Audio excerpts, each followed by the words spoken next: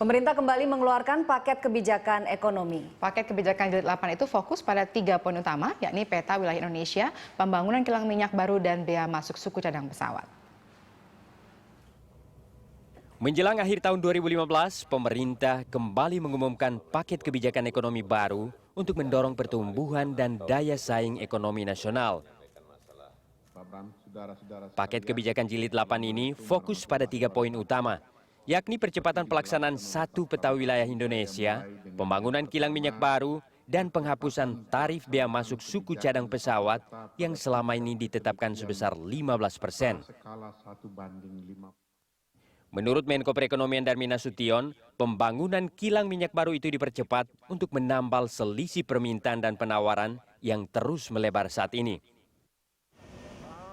Kilang berkapasitas 300.000 barel per hari itu akan dibangun dengan menggunakan teknologi terbaru, mengutamakan penggunaan produk dalam negeri, dan diintegrasikan dengan petrokimia.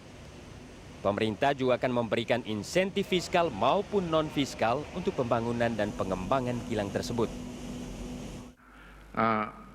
Pembangunan dan pengembangan kilang itu selama ini hanya bisa dilakukan oleh penugasan ke Pertamina atau Pertamina bekerja sama dengan swasta. Ke depan dibuka kemungkinan yang ketiga, yaitu swasta boleh investasi.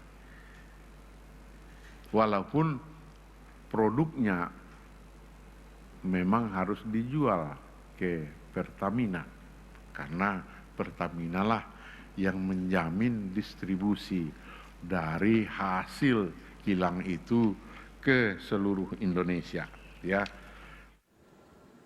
Selain mempercepat pembangunan kilang baru, kebijakan baru ini juga menghapus bea masuk suku cadang pesawat yang selama ini ditetapkan sebesar 15%. Penghapusan bea masuk itu berlaku untuk 21 pos tarif terkait suku cadang dan komponen perbaikan atau pemeliharaan pesawat terbang.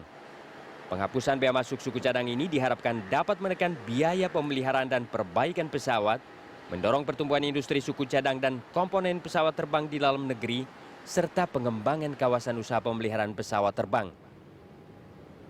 Kebijakan ini juga bertujuan agar bisnis atau jasa yang namanya MRO, maintenance, repair, dan overhaul pesawat itu bisa lahir dan berkembang di Indonesia. Nanti bersama-sama dengan maintenance yang ada di setiap perusahaan itu kita bisa mengharapkan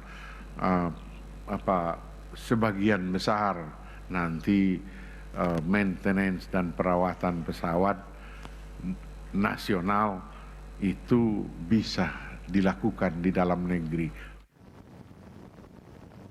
Paket kebijakan jilid 8 juga menjamin percepatan pelaksanaan satu peta wilayah Indonesia untuk mencegah tumpang tindih penggunaan lahan yang selama ini sering menghambat aktivitas ekonomi dan pembangunan, khususnya investasi. Dengan kebijakan satu peta dengan skala 1:50.000 ini, pelaksanaan pembangunan bisa lebih cepat karena mengacu pada satu geospasial, satu standar, satu basis data, dan satu geoportal. Selain itu, pelaksanaan satu peta wilayah Indonesia ini juga ditujukan untuk mempercepat penyelesaian tata ruang wilayah, terutama di 7 provinsi di Sumatera dan Kalimantan, dan memudahkan mitigasi bencana. Tim Liputan Berita 1, Jakarta.